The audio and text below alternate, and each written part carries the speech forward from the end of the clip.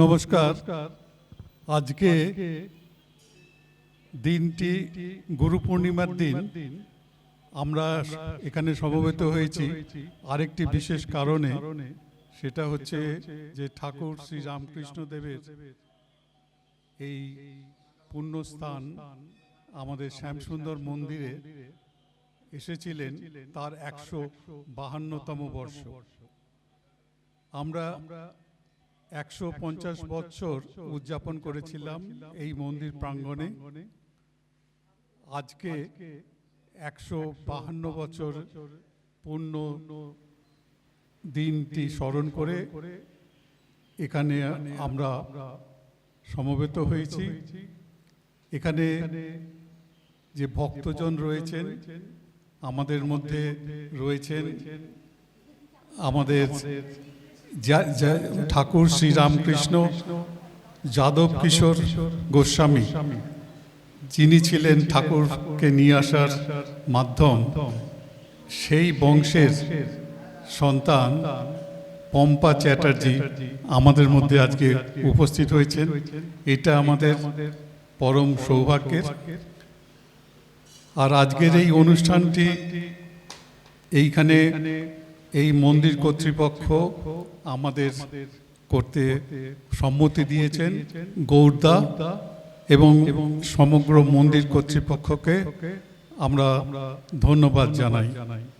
আমাদের মধ্যে এখন উপস্থিত হয়েছেন শ্রীমতী ইন্দ্রাণী, প্রফেসর ইন্দ্রাণী মুখার্জি।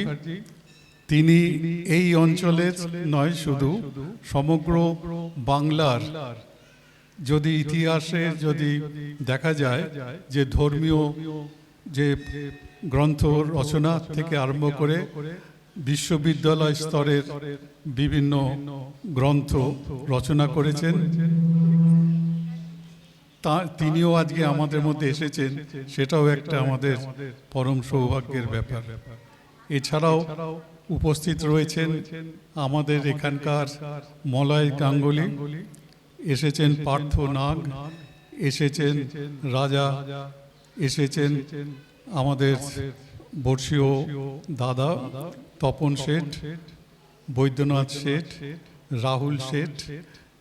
আর এখানে আরও যারা ভক্তজন রয়েছেন তাদের সবাইকে আমরা অভিনন্দন জানাই, প্রণাম জানাই।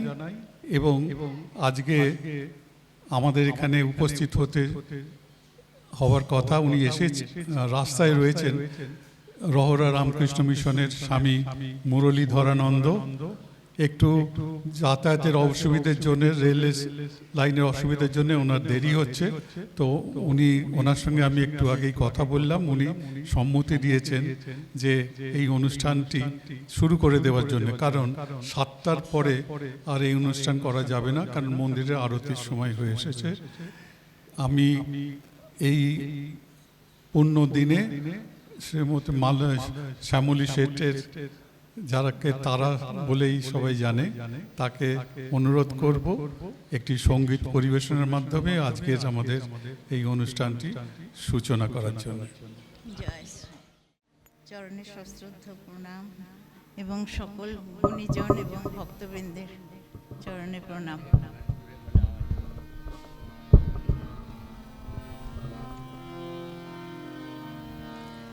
তুমি ব্রহ্ম রাম কৃষ্ণ, তুমি কৃষ্ণ, তুমি রাম। তুমি ব্রহ্ম রাম কৃষ্ণ, তুমি কৃষ্ণ, তুমি রাম। তুমি বিষ্ণু, তুমি জিষ্ণু, প্রভু বিষ্ণু প্রাণারাম। তুমি বিষ্ণু, তুমি জিষ্ণু, প্রভু বিষ্ণু প্রাণারাম। তুমি ব্রহ্ম রাম কৃষ্ণ, তুমি কৃষ্ণ, তুমি রাম।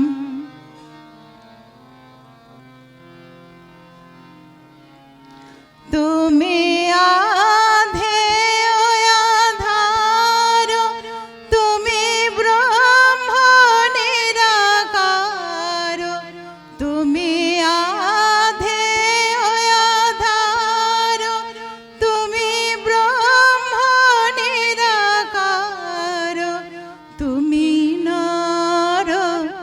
রূপধর বিজিত কনক কাম তুমি নর রূপধর বিজিত কনক কাম তুমি ব্রহ্ম রাম কৃষ্ণ তুমি কৃষ্ণ তুমি রাম।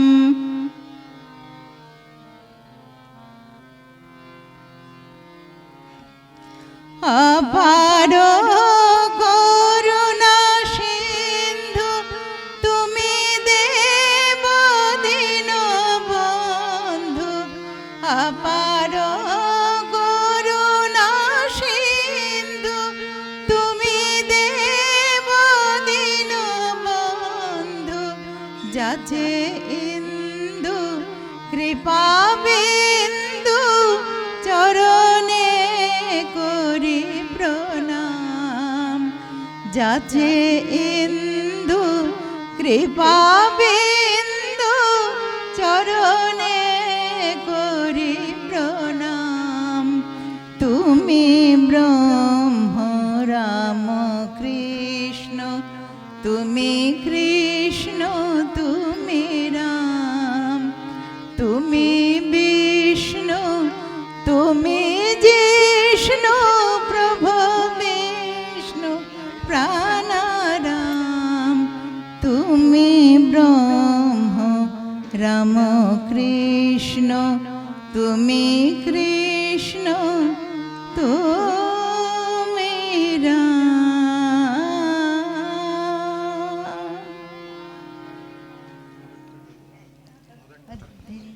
আর একটা গান আমি অনুরোধ করব।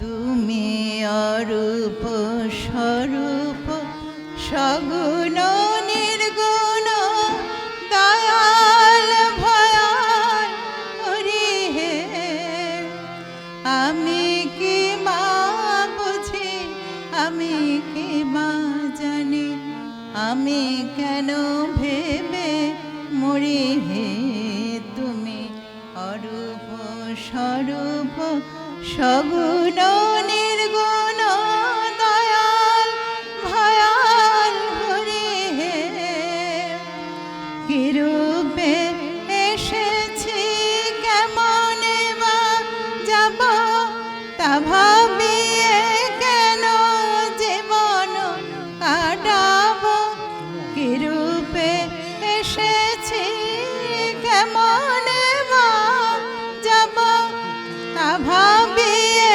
কেন জীবন কাটাব তুমি আনিয়াছ তোমারে পাব তুমি আনিয়াছ তোমারে পাব এই শুধু মনে করি হে তুমি অরূপ স্বরূপ সগুণ নির্গুণ দয়াল ভয়াল হরি হে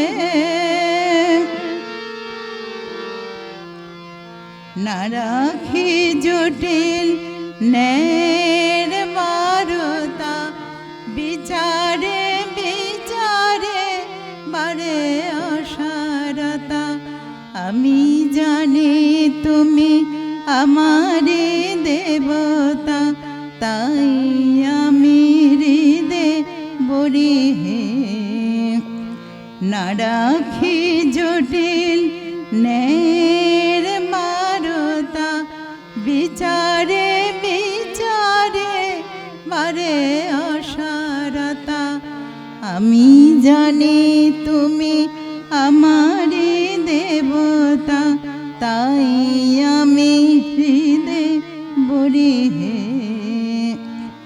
তাই বলে ডাকি প্রাণ যাহা চায় ডাকিতে ডাকিতে জীবন জুড়ায়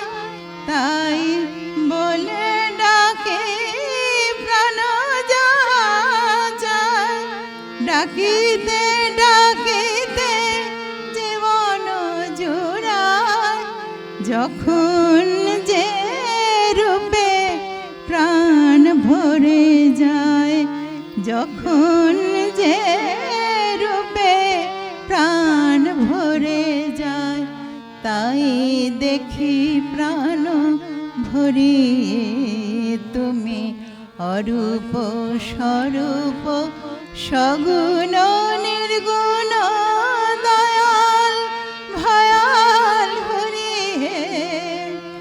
আমি কি মা বুঝি, আমি কি মা জানি, আমি কেন ভেবে মরি হে তুমি অরূপ স্বরূপ সগুণ নির্গুণ দয়াল ভয়াল হরি হে।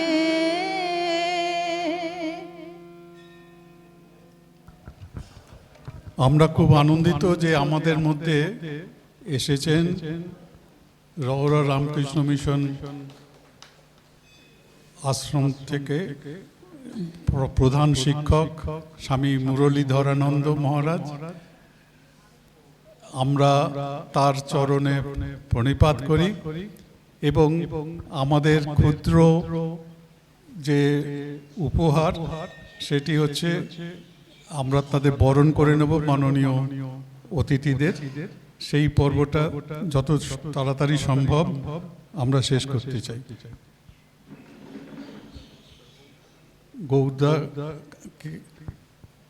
গৌরদা আপনাকে আমরা এখানে চাইছি। গৌরদা এই মন্দির কর্তৃপক্ষের মূল যিনি আমাদের সহায়, উনি আমাদের সমস্ত এই উদ্যোগের প্রধান সহায়ক। গৌরদা আপনি দেবেন, আপনি বসুন। না না না, আপনাকে বসতে। আমরা এবারে মহারাজকে সম্বর্ধনা দেব, সম্বর্ধনা দেবেন। আমি এই জন্যে আহ্বান করব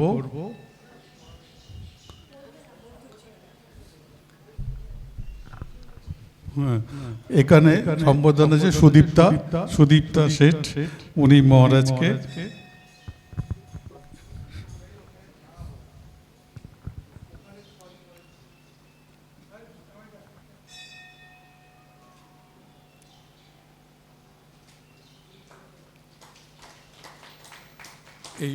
এইবারে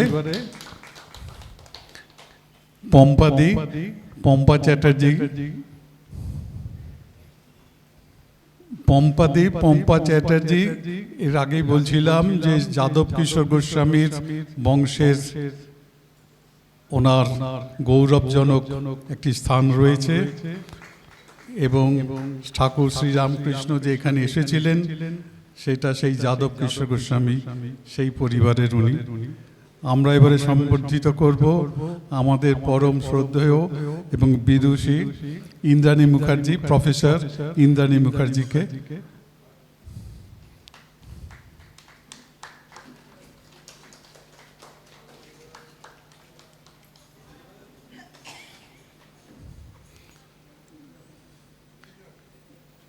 এবং এর পরবর্তীতে গৌরদা আপনি না আসলে হবে না। আচ্ছা ঠিক আছে, পরবর্তীতে আমরা ওইটা করব। তো প্রথমে আমরা মহারাজের অনুমতি নিয়ে যদি পম্পাদিকে বলি যে ওই দিনের ঘটনাটি, ঠাকুর শ্রীরামকৃষ্ণের ঘটনাটি, কিন্তু তারও আগে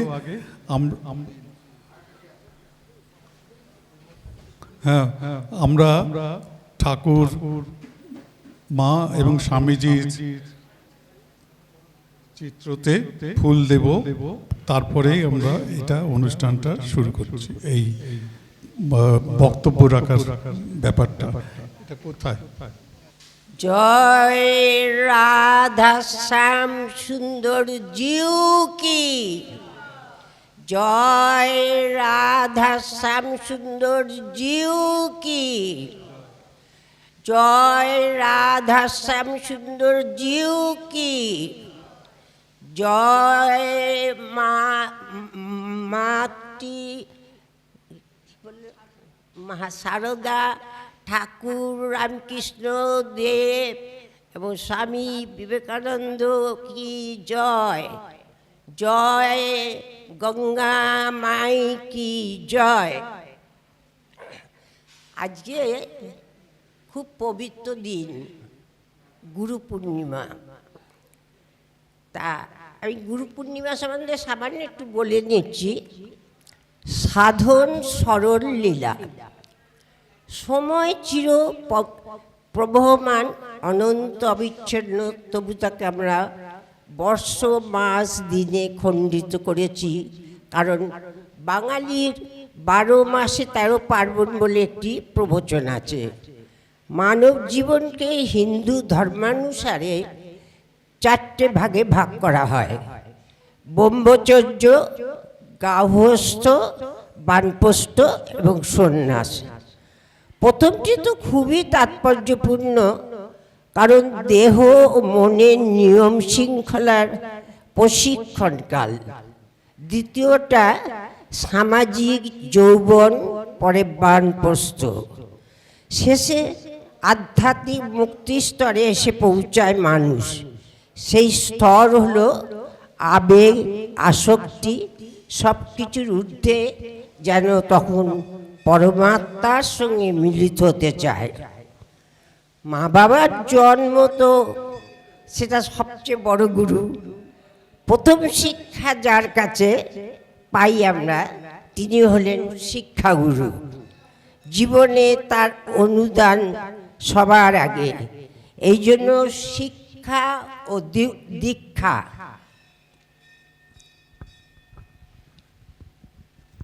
এই দুটোই হলো একই বস্তু। যে বিষয়ে আমাদের অজ্ঞতা আছে, সেই অজ্ঞানকে পরিহার করার জন্য গুরুর প্রয়োজন, যিনি এই অজ্ঞানতাকে সরে যাওয়ার পক্ষে সহায়তা করতে পারেন, যাতে আমাদের মধ্যে বিশ্বাস ও শ্রদ্ধা জন্মায়। তবেই গুরুর প্রয়োজন হয়। সেজন্য রবীন্দ্রনাথ বলেছেন, সুরের গুরু দাও গো সুরের দীক্ষা, মোরা সুরের কাঙাল এই আমাদের ভিক্ষা। আনন্দময় জীবনটাকে ছন্দময় করতে মন্ত্রের প্রয়োজন। মন্ত্রের অর্থই হলো শব্দ। সেই শব্দটা যেখানে ছন্দময় হয় সেটাই মন্ত্র। সব মন্ত্রের আদি হলেন ওঙ্কার, অকার, উকার, মকার। এই থেকে বিশ্বজগৎ সৃষ্ট। এই অকারটাই হলো সবচেয়ে বড় ছন্দ। সিনথেসাইজ, ভাতি, ক্রিয়া, নাম, জপ, অস্থি, এই 5টি নিয়ে জগৎ। আমরা অস্থি, ভাতি, ক্রিয়া সহজে আয়ত্ত করতে পারি, কিন্তু নাম রূপটা আমরা সহজে আয়ত্ত করতে পারি না। এই নামের মধ্যেই নামই রয়েছেন। মন্ত্রের ভেতর মন্ত্রাত্ম চৈতন্য রয়েছেন। প্রত্যেক মানুষের প্রয়োজন একজন সাধকের কাছে দীক্ষা গ্রহণ করা, যিনি তার সাধন দ্বারা নিজ শিষ্যকে সেই পরমাত্মারূপী ব্রহ্মের সঙ্গে যুক্ত করে দেবেন। ব্যাসদেব সর্বপ্রথম পূজিত হয় গুরুরূপে। যে পূর্ণিমাতে, সেই দিনটি হলো গুরু পূর্ণিমা। সেই দিনে নিজের গুরুকে সসম্মানে পুজো করা হয়। সদ্গুরুর মাধ্যমেই প্রকটিত হয় ভগবানের কৃপাধারা। আসুন আমরা শ্রীগুরুর চরণে নিজেদের সমর্পণ করে বলি, অখণ্ড মণ্ডলাকারং ব্যাপ্ত যেন চরাচরম তৎপদং দর্শিতং যেন তস্मै শ্রী গুরবে নমঃ। খড়দয় স্বামীসুন্দর মন্দির উত্তর 24 পরগনা জেলার গঙ্গার তীরবর্তী খড়দ শ্রী নিত্যানন্দ প্রভুর বাসস্থান রূপে বৈষ্ণব ভক্তদের কাছে বিশিষ্ট তীর্থস্থান এবং শ্রীপাঠ রূপে পরিচিত। খড়দার প্রাচীন বাসিন্দাদের মধ্যে নিত্যানন্দ বংশীয় গোস্বামীগণই প্রধান। খড়দায় নিত্যানন্দের বাস্তুভিটা বর্তমানে কুঞ্জবাটি নামে পরিচিত। নিত্যানন্দের খড়দায় স্বামীসুন্দর বিগ্রহ এবং তার পুত্র বীরভদ্র কর্তৃক প্রতিষ্ঠিত। বীরভদ্র প্রথম অবস্থায় খড়দায় কুঞ্জবাটিতেই স্বামীসুন্দর বিগ্রহ প্রতিষ্ঠা করেন।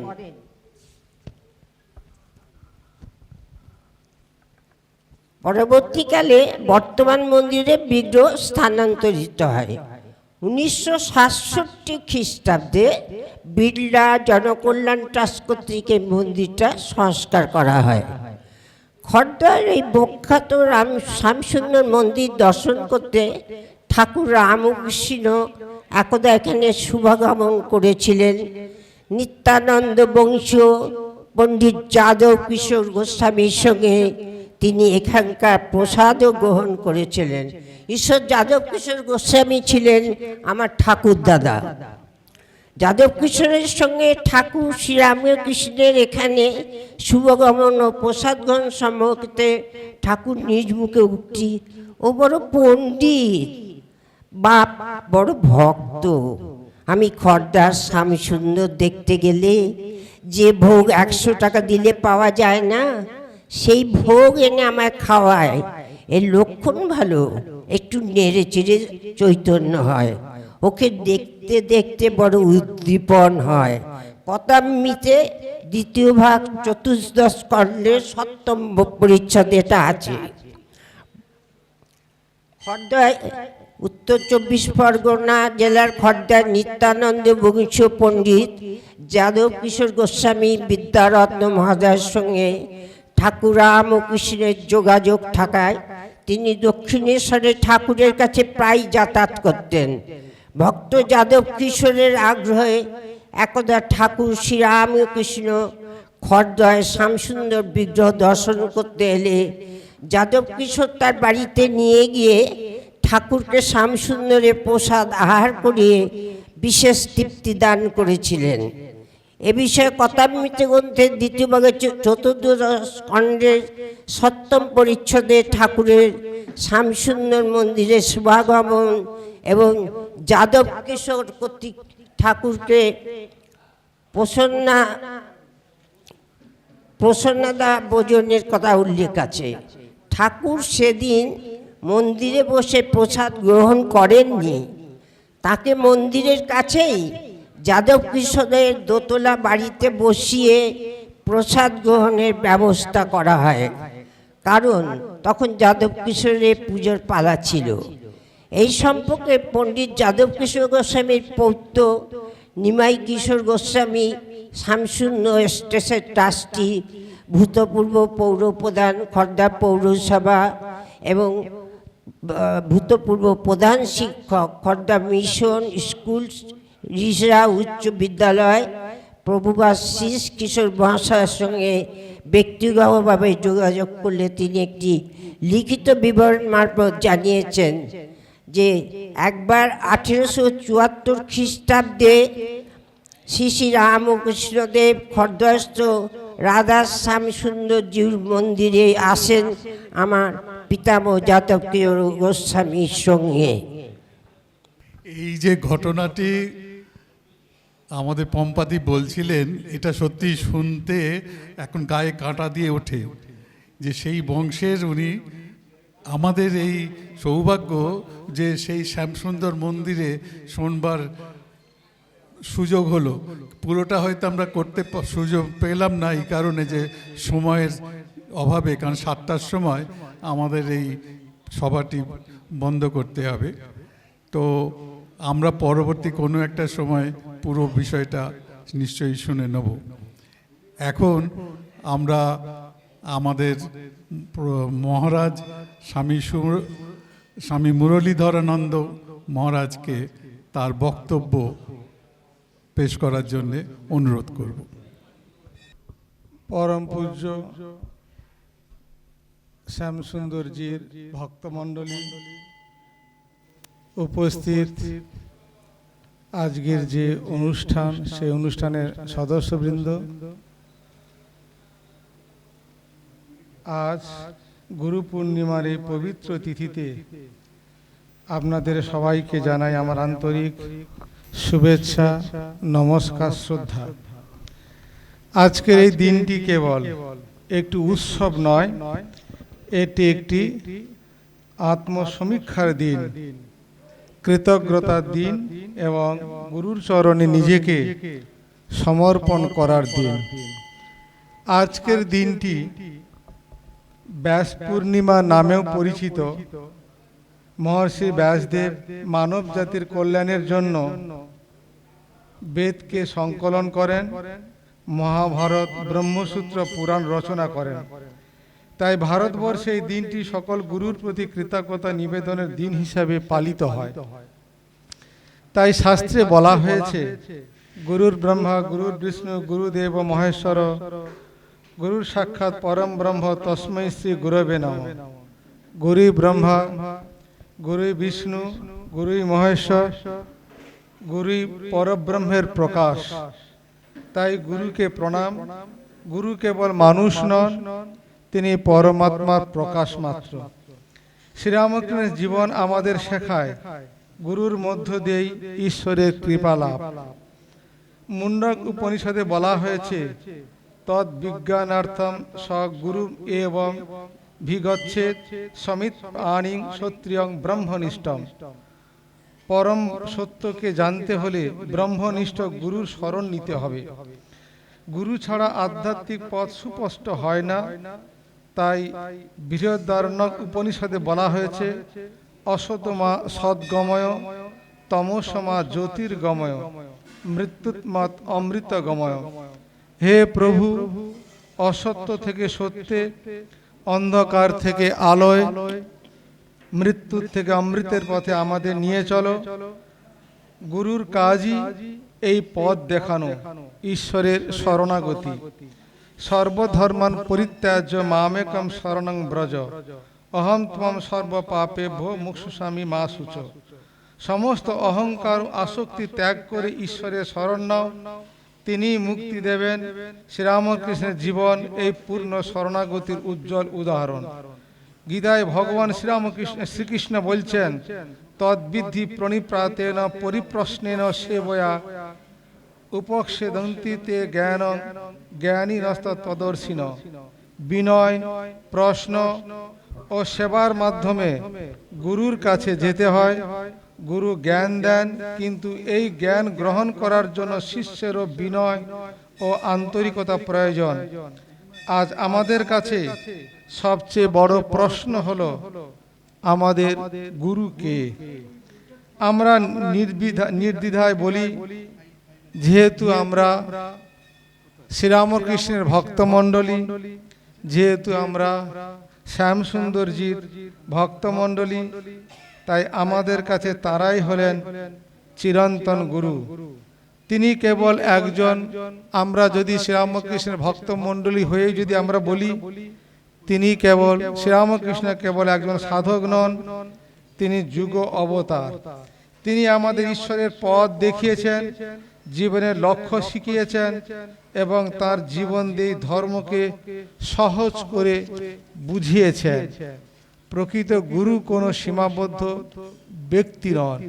গুরুর মধ্য দিয়ে সচ্চিদানন্দ ভগবানই আমাদের পথ দেখান। তিনি আরো বলেছেন, সরল বিশ্বাসে সব হয়। গুরুর প্রতি অকৃত্রিম বিশ্বাস থাকলে সাধনার পথ সহজ হয়। তাই শ্রীরামকৃষ্ণ দেব বলছেন, সচ্চিদানন্দই গুরু। প্রকৃত গুরু সেই, যিনি আমাদের সচ্চিদানন্দের দিকে নিয়ে যান। তিনি আরো বলেছেন, ঈশ্বরী কর্তা আমি মাত্র যন্ত্র মাত্র। এই বিনয়ী প্রকৃত গুরুর লক্ষণ। তিনি কখনো নিজেকে বড় করে দেখাননি, সব কৃতিত্ব ঈশ্বরের চরণে তিনি সমর্পণ করেছেন। তাই শ্রীরামকৃষ্ণ বলছেন, সরল বিশ্বাসে সব হয়, বিশ্বাস ছাড়া আধ্যাত্মিক জীবন এগোয় না। যেমন একটি শিশু মায়ের হাত ধরে নির্ভয়ে হাঁটে, তেমনি শিষ্য গুরুর হাত ধরে ঈশ্বরের পথে এগিয়ে যায়। তাই শ্রীরামকৃষ্ণের শিক্ষা হলো সত্য কথা বলা, নিয়মিত জপ ধ্যান করা, ঈশ্বরকে ভালোবাসা, সকল জীবের মধ্যে শিবকে দেখা, অহংকার ত্যাগ করা, সরল ও পবিত্র জীবন যাপন করা। যে এগুলো পালন করে সেই প্রকৃত অর্থে গুরুর পূজা করে। গুরু পূর্ণিমায় আমাদের আত্মসমীক্ষা করতে হবে, আমাদের নিজেদের প্রশ্ন করতে হবে, আমি কি প্রতিদিনই তার নাম ধ্যান করি? আমি কি তার গুরুর আদেশ পালন করি? আমি কি সংসারে থেকে ঈশ্বরকে স্মরণ করি? আমি কি মানুষের মধ্যে ঈশ্বরকে দর্শন করি বা দর্শন করতে শিখি? এই প্রশ্নগুলোর উত্তরই আমাদের প্রকৃত সাধনার পরিচয় হবে।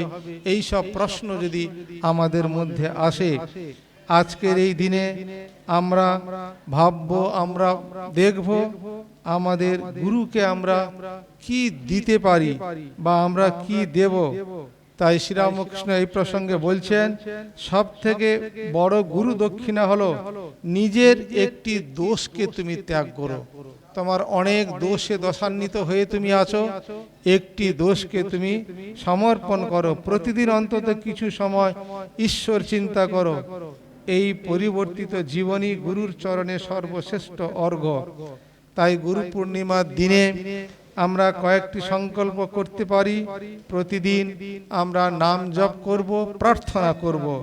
শ্রীরামকৃষ্ণের ভক্তমণ্ডলী যেহেতু আমরা, তাই তার আদর্শ অনুযায়ী সত্য পবিত্রতার সেবার জীবন আমরা গড়ব। তার যে মত, যত মত তত মত, এই মহান আদর্শকে হৃদয়ে ধারণ করে সকলকে আমরা ভালোবাসবো। জাতি ধর্ম বর্ণ নির্বিশেষে সবাই আমরা আমার আপন হবে। তাই উপনিষদের এক অমর বাণী আমরা স্মরণ করতে পারি, যস্য দেব পরা ভক্তির যথা দেব তথা গুরু তস্মৈতে কথিতা হ্যর্থা প্রকাশন্তে মহাত্মন। যার ঈশ্বরের প্রতি যেমন ভক্তি, গুরুর প্রতিও তেমন ভক্তি, তার কাছে শাস্ত্রের প্রকৃত অর্থ প্রকাশিত হয়। আজ গুরু পূর্ণিমার এই শুভক্ষণে আমরা সবাই অন্তর থেকে প্রার্থনা করি, ইষ্টদেবের কাছে আমার যার যেমন ইষ্ট, তার ইষ্টদেবের কাছে আমরা প্রণাম করি। আমাদের ইষ্ট দেবতা যেহেতু শ্রীরামকৃষ্ণ, তার কাছে আমরা প্রার্থনা করি, হে শ্রীরামকৃষ্ণ দেব, তুমি আমাদের গুরু, তুমি আমাদের আশ্রয়, আমাদের হৃদয়কে পবিত্র করো, বিশ্বাস দাও, ভক্তি দাও, সেবায় শক্তি দাও, তোমার আদর্শে জীবন গড়ার শক্তি আমাদেরকে দাও। আজ থেকে 151 বছর আগে এই পবিত্র শ্যামসুন্দর মন্দিরে যুগাবতার শ্রীরামকৃষ্ণদেব তার চরণধুলি দিয়েছিলেন। ইতিহাসের বিচারে এটি একটি ঘটনা, কিন্তু ভক্তের দৃষ্টিতে একটি ঈশ্বরের কৃপাস্পর্শ। এক মুহূর্ত ভাবুন, যে প্রাঙ্গণে আমরা আজ দাঁড়িয়ে আছি, বসে আছি, সমবেত হয়েছি, সেই প্রাঙ্গণে একদিন শ্রীরামকৃষ্ণদেব পথচারণা করেছিলেন। এই মন্দিরে আমরা আজ প্রণাম করছি, যে ইষ্ট দেবতাকে আমরা সামনে রেখে, শ্যামসুন্দরকে সামনে রেখে আমরা ভক্তি প্রণাম করি।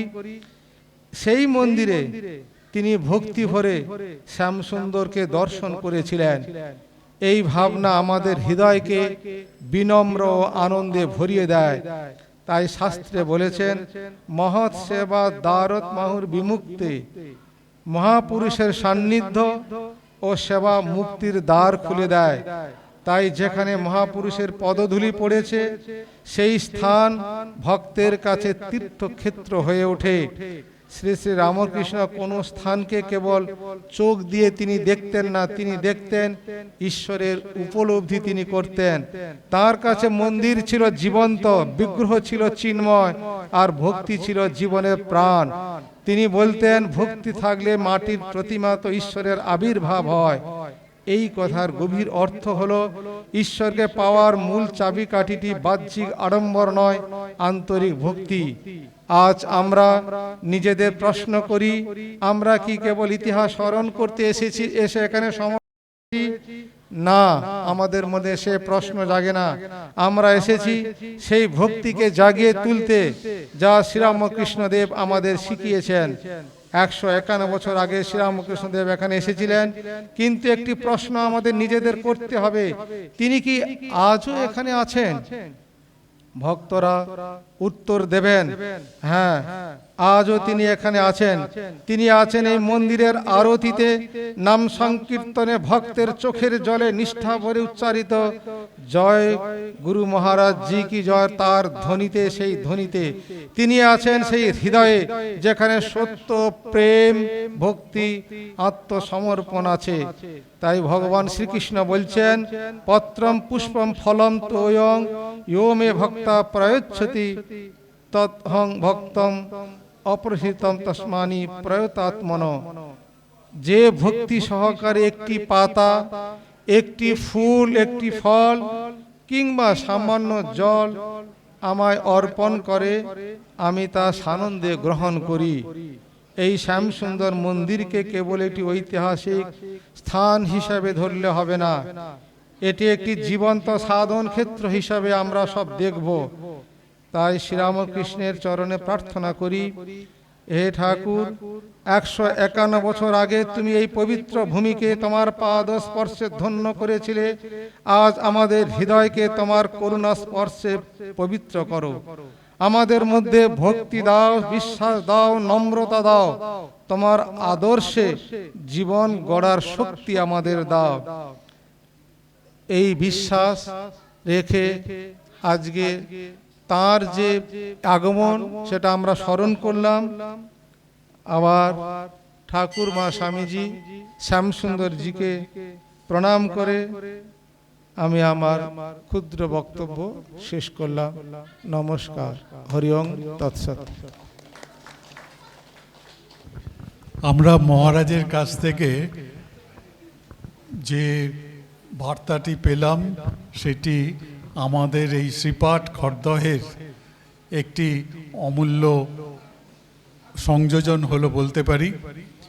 এই যে অঞ্চলে ঠাকুর শ্রী রামকৃষ্ণ এসেছিলেন, তার আগে যে প্রভু নিত্যানন্দ, তারপরে বীরভদ্র, মা জাহ্নবা, বসুধা, গঙ্গা দেবী, এই তারপরে যে ঠাকুর শ্রী রামকৃষ্ণের এইখানে পদার্পণে যে আলোকবর্তিকা এই খড়দহ নিয়ে চলেছে, সেই শ্রীরামকৃষ্ণের চিহ্ন ধরেই আমাদের রহরা রামকৃষ্ণ মিশন তৈরি হয়েছে। সেই জন্যে এবং সেই রামকৃষ্ণ মিশনের একটি অত্যন্ত গুরুত্বপূর্ণ দায়িত্বের রয়েছেন যে হায়ার সেকেন্ডারি স্কুলের, সেখান থেকে হাজার হাজার ছাত্রছাত্রী তিনি তৈরি করছেন এবং মহারাজের অক্লান্ত প্রচেষ্টা আমরা নিরীক্ষণ করছি এবং ঠাকুর শ্রীরামকৃষ্ণ এবং শ্যামসুন্দরজির আশীর্বাদ ওনার উপরে রয়েছে এবং সেই আশীর্বাদের স্পর্শ উনি আমাদের মধ্যে ছড়িয়ে দিলেন। এর থেকে বড় আনন্দের আর কি হতে পারে। আমরা 7টা বাজার অল্প সময় বাকি আছে, আমরা ইন্দ্রাণীদিকে বলবো দু একটি কথা বলার জন্যে।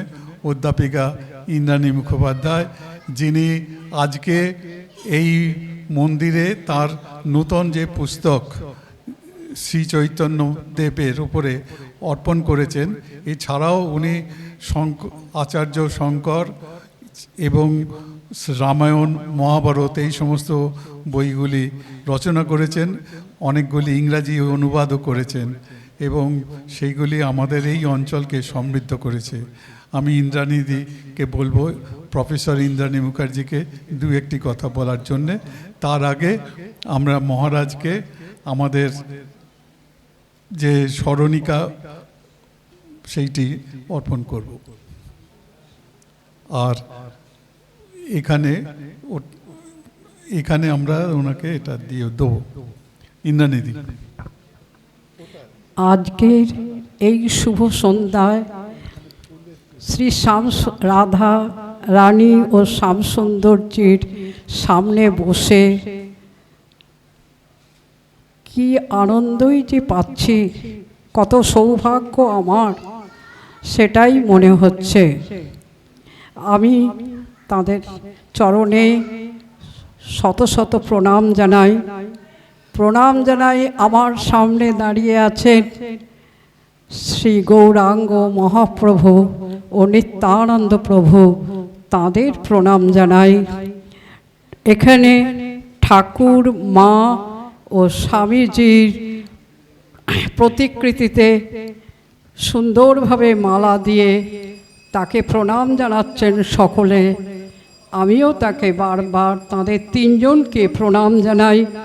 ঠাকুর, মা ও স্বামীজি আমাদের আধুনিককালে ধর্মের শুদ্ধ পথ দেখিয়ে নিয়ে যাচ্ছেন।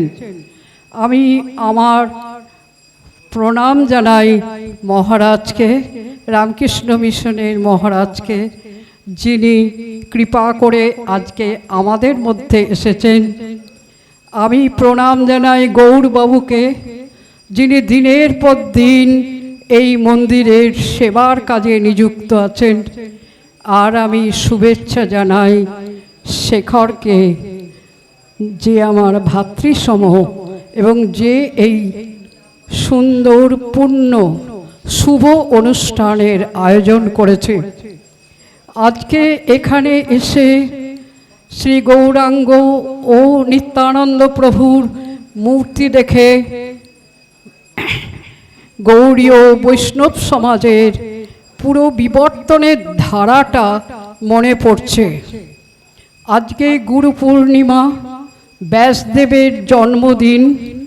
ঠিক এই দিনেই নিত্যানন্দ মহাপ্রভু নবদ্বীপে শ্রীবাসের বাড়িতে এসে গৌরাঙ্গ মহাপ্রভুর সঙ্গে মিলিত হয়েছিলেন এবং তিনি ব্যাস পুজো করে ব্যাসের বেদিতে যে মালাটা দেওয়ার কথা সেটা শ্রী গৌরাঙ্গ মহাপ্রভুকে দিয়েছিলেন। এই গৌরাঙ্গ মহাপ্রভুকেই তিনি এই দিন তিনি তার ইষ্ট দেবতা রূপে গ্রহণ করেছেন এবং শ্রী গৌরাঙ্গ মহাপ্রভু ও নিত্যানন্দ প্রভুর এই যে মিলন বাংলার ইতিহাসে, বঙ্গীয় গৌড়ীয় বৈষ্ণব সমাজের ইতিহাসে এবং ভারতের অধ্যাত্ম ক্ষেত্রে এক পরম পুণ্য দিন, এক পরম শুভ সূচনার সূত্রপাত হয়েছিল। এখন আজকের দিনটা গুরু পূর্ণিমা, ব্যাসদেবের জন্মদিন। আজকেই আমাকে একজন জিজ্ঞেস করছিল ব্যাসদেবের জন্মদিনকেই কেন বেছে নেওয়া হলো গুরু পূর্ণিমা হিসাবে। আমি বললাম যে ব্যাসদেব কত বড় গুরু সেটা বোধহয় আমাদের সকলের জানা নেই। ব্যাসদেবই তো আমাদের হিন্দু শাস্ত্রের যে মূল ভিত্তি বেদ, তাকে 4 ভাগে ভাগ করেছেন। কারণ তার আগে বেদের সব সূত্রগুলো ছড়িয়েছিল এলোমেলোভাবে, তিনি তাকে 4 ভাগে ভাগ করলেন। আরও তার হচ্ছে অষ্টাদশ পুরাণ, সেটা লেখা আগেই হয়েছিল, বিচ্ছিন্নভাবে সেটা গোছানো ছিল না, সংকলন করলেন এই ব্যাসদেব অষ্টাদশ পুরাণকে। শিবপুরাণ পড়তে গিয়ে দেখছি যে শিবপুরাণের ওপর 1 লক্ষ শ্লোক লেখা হয়েছিল, কিন্তু সেইগুলোকেই সংকলন করে 24,000 শ্লোকে নিয়ে এসেছেন ব্যাসদেব। ব্যাসদেবই তো মহাভারত রচনা করেছেন। এই মহাভারতেই তো শ্রীকৃষ্ণ ভগবান গীতার উপদেশ দিয়েছেন অর্জুনকে। তারপর দেখলাম কাশীখণ্ডের খোঁজ দিতে গিয়ে যে কাশীর মাহাত্ম্য লিখেছেন ব্যাসদেব কাশীখণ্ডে। সুতরাং আমাদের শাস্ত্রের বিকাশের ক্ষেত্রে ব্যাসদেবের অসামান্য অবদান রয়েছে। সেই জন্যই এই দিনটি সারা ভারতে সমস্ত হিন্দুগণ ব্যাসদেবকেই সর্বোচ্চ গুরু বলে মেনে নিয়ে এই দিনটি গুরু পূর্ণিমা হিসেবে পালন করে। আমি সেই মহাঋষি মহামুনি ব্যাসদেবকে প্রণাম জানাই, সকলকে, আপনাদের সকলকে প্রণাম জানাই। আমি এখানেই রাখছি। আমরা প্রফেসর ইন্দ্রাণী মুখার্জির কাছ থেকে শুনলাম অনেক অজানা তথ্য, আমরা জানতাম না, সেটা আজকে সবাই জানতে পারলেন। আর 7টা বাজতে চলেছে, আমাদের এই অনুষ্ঠানটি শেষ করতেই হবে, যেহেতু 7টার সময় আমাদের পূজা আরতি শুরু হবে। তো আমি মহারাজকে বলবো যে ঠাকুর মা স্বামীজি তাদের যে চিত্রপট আছে সেই চিত্রপটে ফুল এবং মালা অর্পণ করার জন্য।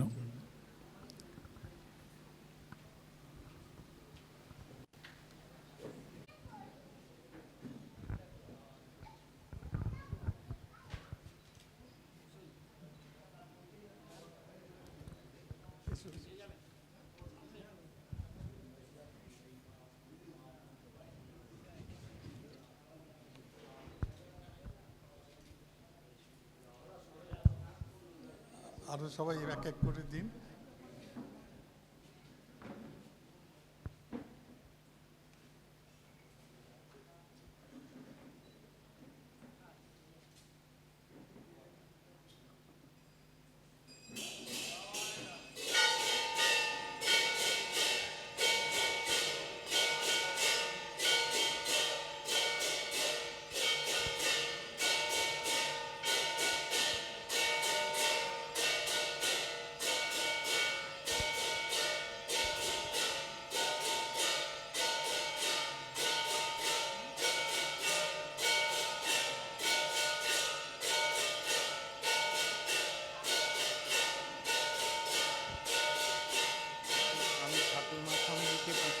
হ্যাঁ হ্যাঁ, অবশ্যই, সবাই সবাই